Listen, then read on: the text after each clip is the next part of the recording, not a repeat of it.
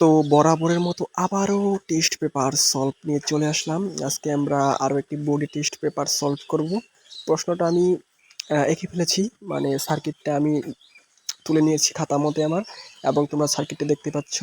এখানে সার্কিটটিতে 5টি রোধ আছে। তো এই রোধগুলোর মান দেওয়া আছে এখানে, এবং এখানে বলা আছে 2 সেকেন্ড বিদ্যুৎ প্রবাহ পরিচালনা করা হলো।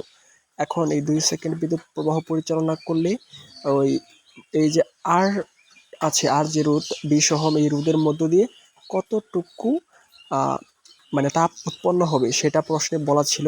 তো আমি শর্টকাট করার জন্য এটা লিখে দিয়েছি। তোমরা প্রশ্নটা দেখতে পারো, এটা মনে হয় মেবি রাজশাহী বোর্ড 2023 সালে, বা থাম্বনেল দেখে তোমরা বুঝতে পারবে যে কোন বোর্ডে এসেছে। তো এটা আমরা সলভ করব। এখান থেকে প্রথম এখানে যে টি রুট, এই টি রুটটার এই সাইডে কিন্তু একটা চাবি দেওয়া আছে, মানে একটা সুইচ দেওয়া আছে। তো প্রথমে বলা হয়েছে যে চাবি খোলা অবস্থায় এই যে উৎপন্ন তাপ এটা কত হবে। তো আমি তোমাকে যদি প্রথমে এই বিদ্যুৎ মানে কারেন্টটা কিভাবে যাবে সেটা যদি আমি তোমাকে ডিরেকশন দিয়ে দিই, তাহলে তোমরা বুঝতে পারবে। তো আমি হাইলাইটার পেন দিয়ে ডিরেকশন দিয়েছিলাম, কিন্তু দেখাই যায় না, আশা করি দেখাই যায় না। তারপরে আমি এই লাল কলমটা দিয়ে তোমাদের দেখাচ্ছি। এবং এক্ষেত্রে যেহেতু চাবিটা খোলা, মানে চাবি যেহেতু খোলা, সেহেতু এই যে টি রোধ, এই টি রোধের মধ্যে দিয়ে কোনো কারেন্ট যাবে না, কারণ সেক্ষেত্রে তো চাবি খোলা। তো এরপরে কারেন্টটা চলে যাবে এই দিক দিয়ে, অর্থাৎ এম এন এস, এই যে রোধ আছে এই রোধগুলোর মধ্যে দিয়ে কারেন্ট প্রবাহিত হয়, আবার মূল যে কারেন্টটা ছিল সেই কারেন্টটা প্রবাহিত হয় ওই সার্কিটের মধ্যে ঢুকে যাবে, মানে ব্যাটারির ভিতরে ঢুকে যাবে। এবং এক্ষেত্রে আমাদের উৎপন্ন তাপ যে, সেই তাপ বের করতে বলেছে। তো চলো এটা সলভ করা যাক। 2 সেকেন্ডে আমাদের যে বিদ্যুৎ প্রবাহের যে তাপ, সেই তাপটা আমরা এখন বের করব। তো এক্ষেত্রে যে আমি তো আগে বলেছি যে আমাদের যে আর, এটা কিন্তু আসলে আর না, এটা হলো একটি বাতি। তো এখানে আমি লিখে দিচ্ছি সেটা, যে আরটা আমি আর দিয়েছি কারণ আমি বাতি আঁকাতে পারি না, সো তাই আমি আরটা আরই দিয়ে দিয়েছি। এবং আমাদের এইচটা বের করতে বলেছে, আমরা এইচটা বাস বের করব। আর মানে এইচটা হলো এই বাতিটা 2 সেকেন্ড পরে কতটুকু উত্তপ্ত হবে সেইটা। তো আমি অ্যান্সার লিখছি, তোমরা চাই লিখতে পারো, বা তোমরা দেখে আগে বুঝে নাও, তারপরে তোমরা টেস্ট পেপার সলভ করলেই তোমরা নিজেরাই পারবে। তো এক্ষেত্রে আমি ছোট গ নাম্বার অ্যান্সারটা যদি লিখি, তো চাবি খোলা অবস্থার ক্ষেত্রে এই টি রোধের মধ্য দিয়ে কিন্তু কোনো কারেন্ট যাবে না। এটা কিন্তু তোমাদের খেয়াল রাখতে হবে যে চাবি খোলা নাকি চাবি বন্ধ।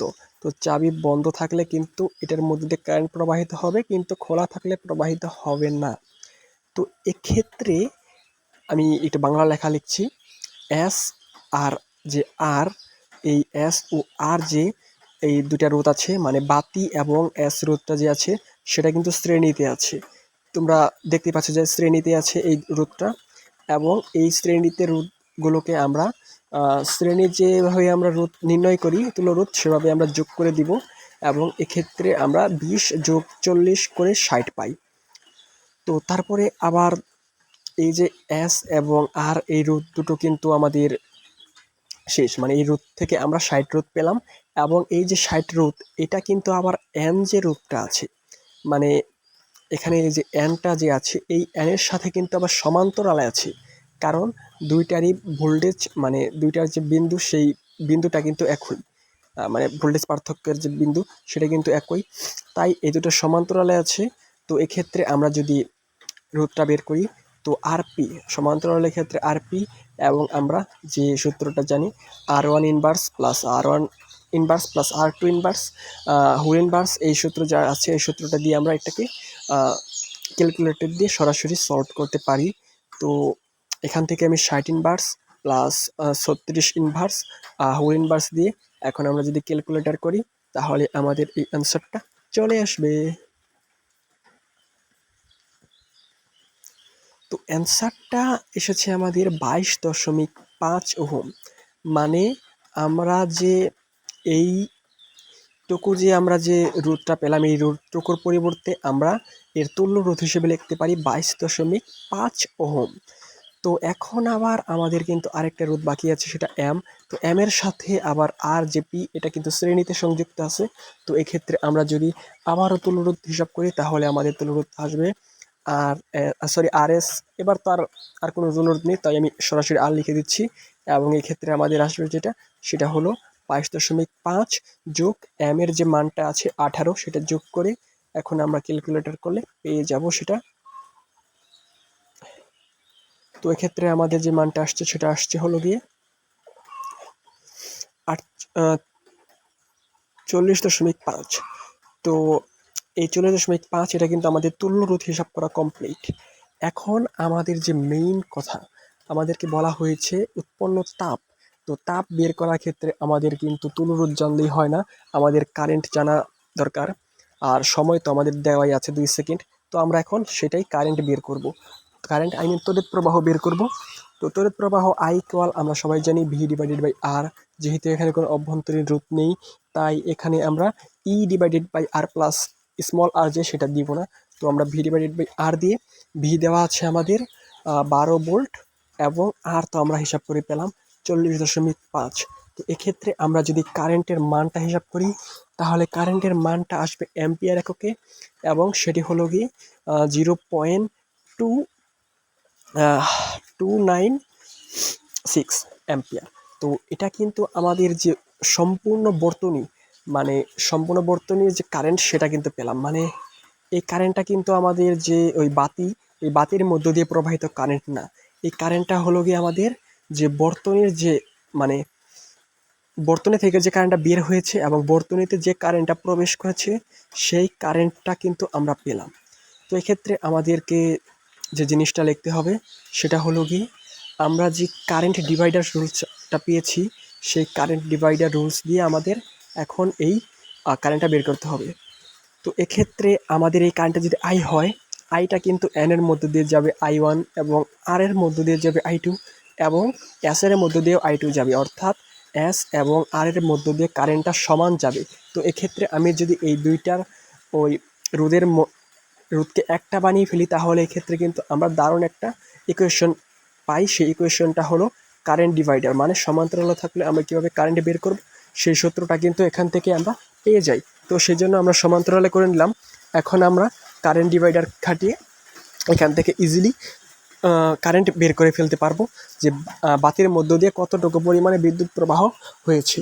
তো আমি যদি কারেন্ট ডিভাইডারটা লিখি, সূত্রটা বাতির মধ্য দিয়ে তড়িৎ প্রবাহ। তো I ইকুয়াল, বিশেষ করে IX equal to RP/RX into তড়িৎ প্রবাহের যে মোট কারেন্ট, মানে মূল যে কারেন্ট আছে সেই কারেন্টটা।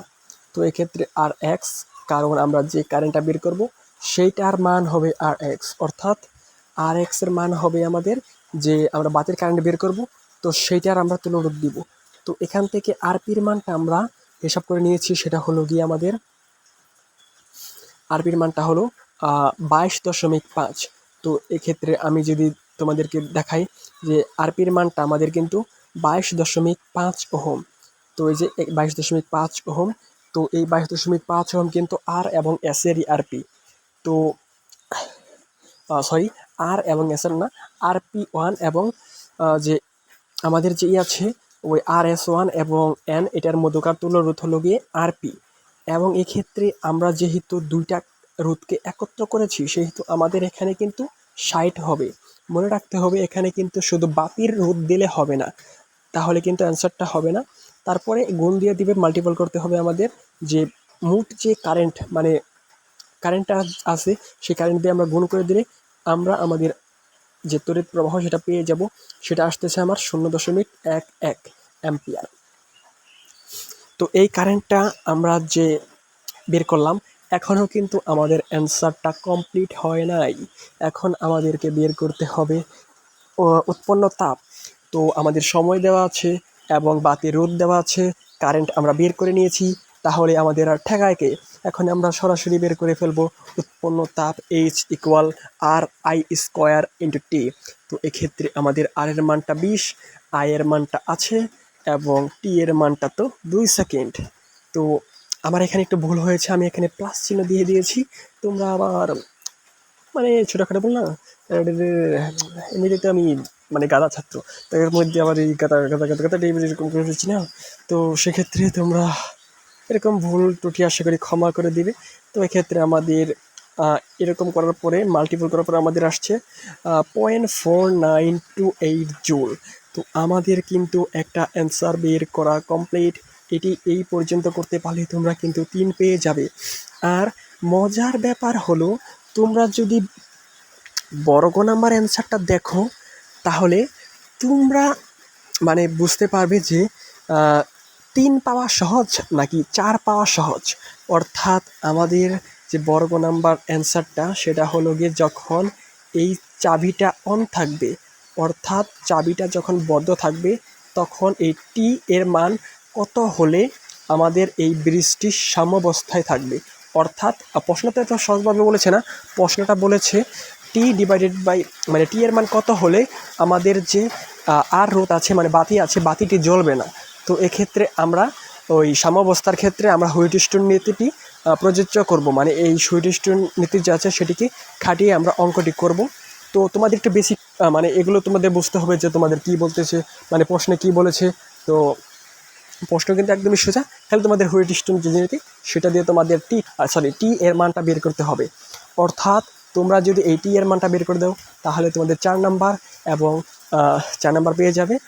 এবং তোমরা সূত্র জানো যে P divided by Q equal to R divided by S, এটা যদি সমান সমান হয় তাহলেই কিন্তু তোমাদের যে হুইটস্টোন ব্রিজ মানে সাম্যাবস্থায় থাকবে এবং মাঝখানে রোধ দিয়ে কারেন্ট প্রবাহিত হবে না। এখানে আমি এক্স রোধ ধরি, মানে আমাদের প্রয়োজন হলো গিয়ে এক্স রোধ এটি সাম্যাবস্থায় করতে।